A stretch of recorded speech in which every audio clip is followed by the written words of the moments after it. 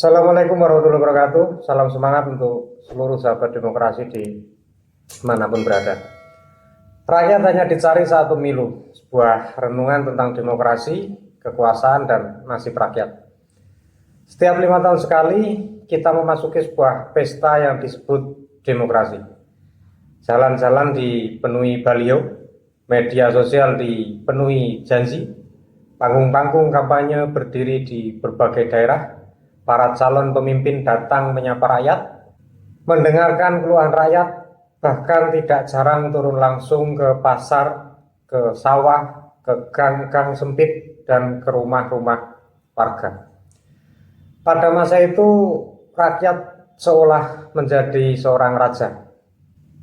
Suara rakyat diperebutkan, aspirasi rakyat didengar, harapan rakyat menjadi komoditas yang paling berharga. Berbagai janji dilontarkan, janji menciptakan lapangan kerja, janji menurunkan kemiskinan, janji memberantas korupsi, janji memperbaiki pendidikan, janji meningkatkan pelayanan kesehatan, janji mensejahterakan petani, nelayan, buruh, guru, dan berbagai kelompok masyarakat lainnya. Sebagian masyarakat percaya, sebagian lagi ragu, tetapi pada akhirnya rakyat tetap memberikan mandat melalui proses pemilihan yang sah. Lalu pemilu selesai, presiden terpilih, mulai menyusun pemerintahan. Menteri ditunjuk, wakil menteri ditunjuk, komisaris ditunjuk, berbagai jabatan strategis mulai diisi. Di titik inilah sering muncul kekecewaan publik. Bukan karena semua yang dipilih pasti buruk. Tentu tidak. Indonesia memiliki banyak pejabat yang kompeten dan bekerja dengan baik.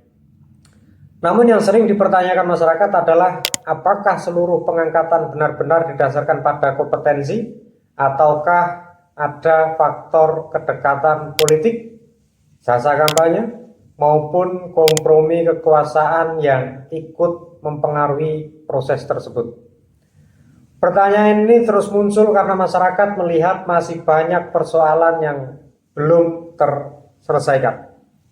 Korupsi masih terjadi, penyalahgunaan kewenangan masih ditemukan, kasus-kasus yang merugikan negara masih terus bermunculan.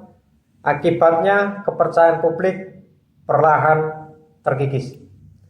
Ketika rakyat melihat ada pejabat yang tersandung kasus korupsi, rakyat pun bertanya, apakah proses seleksi pejabat selama ini benar-benar mengutamakan kualitas? Ataukah jabatan telah berubah menjadi hadiah politik? Kemudian waktu terus berjalan. Pemerintah memasuki tahun pertama, tahun kedua, tahun ketiga, dan seterusnya. Di fase inilah rakyat mulai melakukan evaluasi. Mana janji yang ditepati? Mana janji yang masih dalam proses? Dan mana janji yang seolah hilang tanpa jejak. Sebagian program memang berjalan, sebagian pembangunan memang terlihat, sebagian target memang berhasil dicapai. Tetapi pada saat yang sama, masyarakat juga melihat berbagai persoalan yang terus berulang. Hampir setiap hari masyarakat disuguhi berita politik yang gaduh.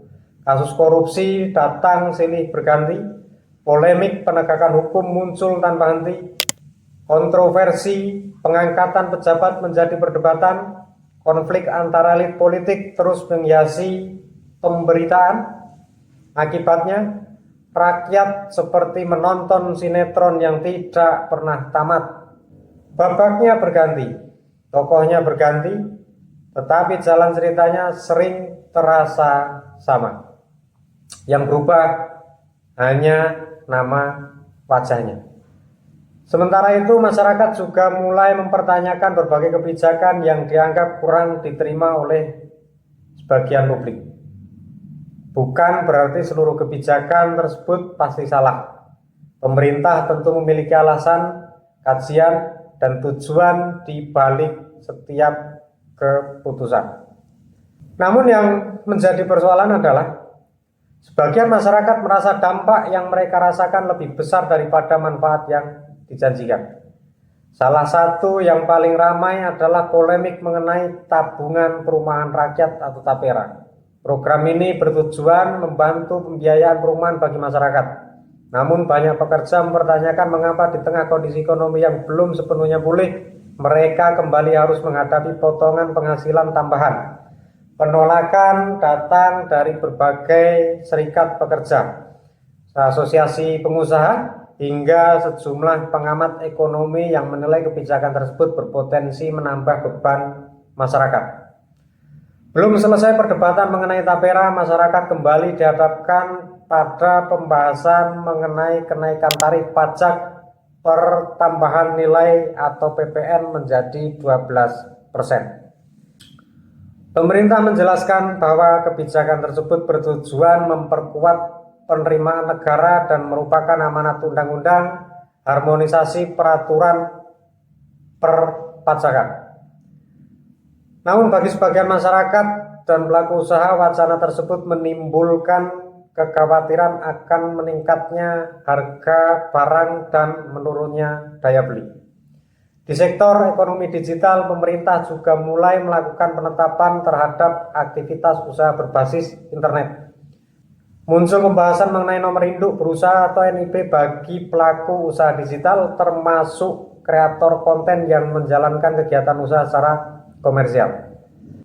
Pemerintah menjelaskan bahwa tujuan utamanya adalah memberikan legalitas usaha, perlindungan hukum, kemudian akses pembiayaan serta pembinaan bagi pelaku usaha.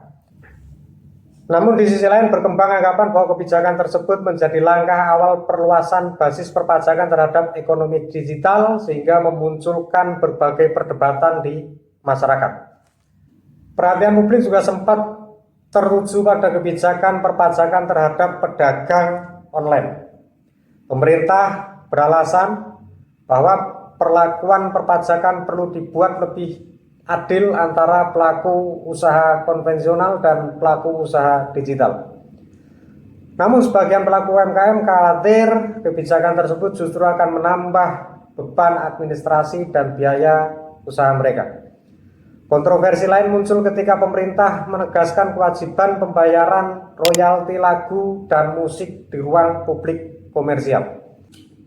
Restoran, kafe, hotel, pusat kebugaran hingga pusat perbelanjaan yang memutar musik untuk menunjang kegiatan usaha diwajibkan membayar royalti kepada pencipta lagu sesuai Undang-Undang Hak Cipta dan Peraturan Pemerintah Nomor 56 Tahun 2021. Pemerintah menegaskan bahwa kebijakan ini bukan pajak baru, melainkan bentuk penghormatan terhadap hak ekonomi para pencipta lagu. Namun di masyarakat, kebijakan tersebut sempat dipersepsikan sebagai pajak memutar musik, sehingga memunculkan perdebatan mengenai dampaknya terhadap biaya operasional pelaku usaha. Di bidang pendidikan, masyarakat juga masih memperdebatkan masalah biaya pendidikan tinggi. Polemik mengenai kenaikan uang kuliah tunggal atau UKT pada sejumlah perguruan tinggi sempat memicu aksi protes mahasiswa di berbagai daerah sebelum akhirnya pemerintah meminta dilakukan evaluasi. Di sektor kesehatan juga masyarakat beberapa kali mempertanyakan kenaikan iuran BPJS Kesehatan, kualitas pelayanan yang belum rata hingga antrean panjang di berbagai fasilitas kesehatan. Di sektor energi, setiap kali terjadi penyelesaian harga BBM, LPG maupun tarif listrik, perdebatan selalu kembali muncul di tengah masyarakat. Pemerintah menjelaskan bahwa penyesuaian dilakukan untuk menjaga kesehatan fiskal negara dan memastikan subsidi lebih tepat sasaran. Namun bagi masyarakat, yang langsung dirasakan adalah meningkatnya biaya transportasi, biaya produksi, distribusi barang, hingga kebutuhan hidup sehari-hari. Kalau kita perhatikan, hampir setiap beberapa bulan muncul kebijakan baru yang memancing diskusi publik. Ada yang mendukung, ada yang menolak, ada yang memilih menunggu hasilnya. Tetapi satu pertanyaan yang terus muncul adalah mengapa ketika negara membutuhkan tambahan penerimaan dan atau melakukan penyelesaian anggaran, masyarakat seringkali menjadi pihak pertama yang diminta beradaptasi. Padahal di sisi lain masyarakat juga berharap melihat efisiensi birokrasi yang lebih nyata, belanja negara yang lebih hemat, pemberantasan korupsi yang lebih tegas, serta penggunaan uang rakyat yang benar-benar memberikan manfaat sebesar-besarnya bagi kemakmuran dan kesejahteraan rakyat. Karena pada akhirnya yang paling diharapkan masyarakat bukan sekedar lahirnya kebijakan baru, melainkan lahirnya kebijakan yang benar-benar mampu membuat hidup rakyat menjadi lebih ringan, bukan justru terasa semakin berat. Perlu dipahami, setiap kebijakan pasti memiliki tujuan yang menurut pemerintah baik. Namun dalam negara demokrasi yang dinilai masyarakat bukan hanya niat baik tersebut, melainkan bagaimana kebijakan itu disusun, apakah masyarakat merasa dilibatkan, apakah masyarakat merasa didengar, dan apakah manfaatnya benar-benar dirasakan secara adil.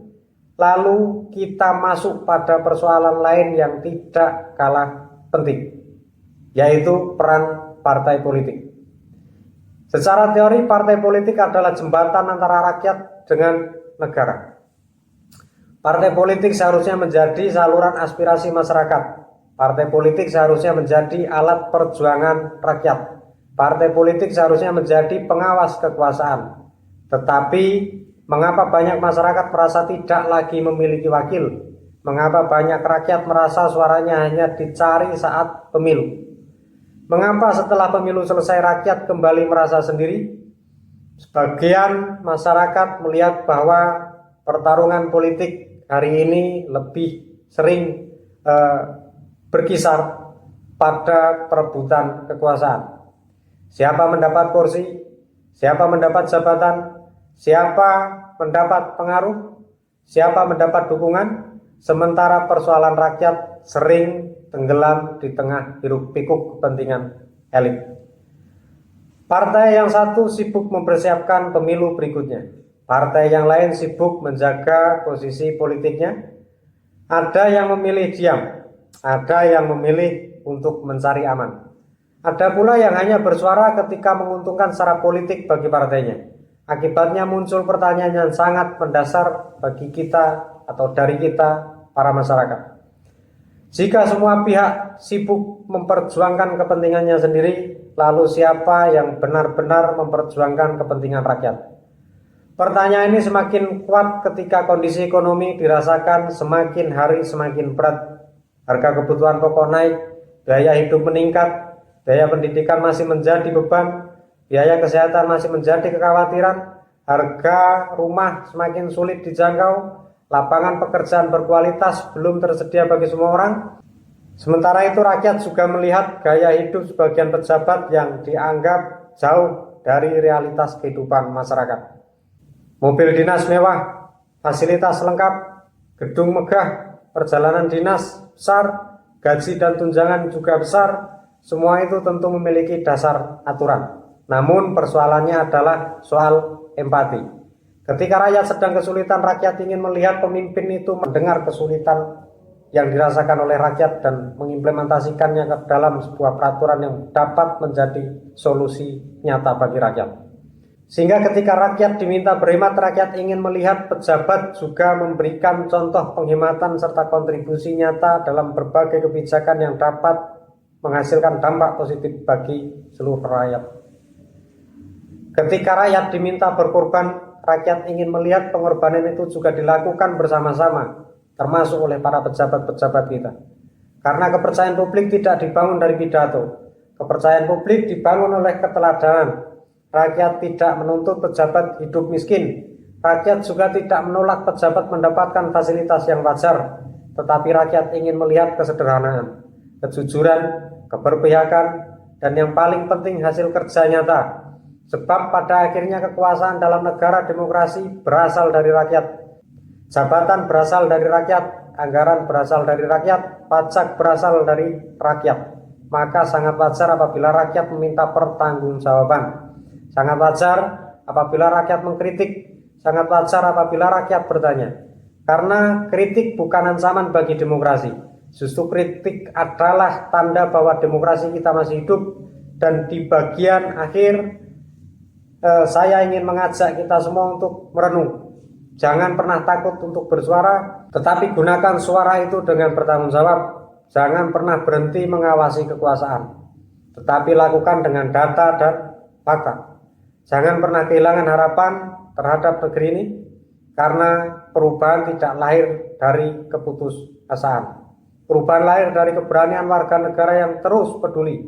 Demokrasi tidak berhenti pada hari pencoblosan. Demokrasi justru dimulai setelah pemilu itu selesai. Kita sebagai rakyat harus terus menyuarakan aspirasi-aspirasi kita. Ketika rakyat terus mengawasi, ketika rakyat terus bertanya, ketika rakyat terus mengingatkan, dan ketika rakyat berani mengatakan bahwa kekuasaan harus selalu bekerja untuk kepentingan rakyat, bukan sebaliknya. Karena jika rakyat diam, kekuasaan akan merasa semaunya sendiri dan semuanya dianggap baik-baik saja. Tetapi jika rakyat bersuara dengan lantang, santun, dan berdasarkan fakta, maka selalu ada harapan bahwa negeri ini dapat bergerak ke arah yang lebih baik. Pertanyaannya sekarang sederhana. Apakah kita akan menjadi penonton yang hanya mengeluh di balik layar? Ataukah kita akan menjadi warga negara yang aktif mengawal jalannya demokrasi? Silahkan tuliskan pendapat rekan-rekan di kolom komentar, karena masa depan Indonesia bukan hanya urusan pemerintah, bukan hanya urusan partai politik, tetapi juga urusan kita semua sebagai rakyat Indonesia. Demikian, wassalamualaikum warahmatullahi wabarakatuh, salam semangat dan salam demokrasi.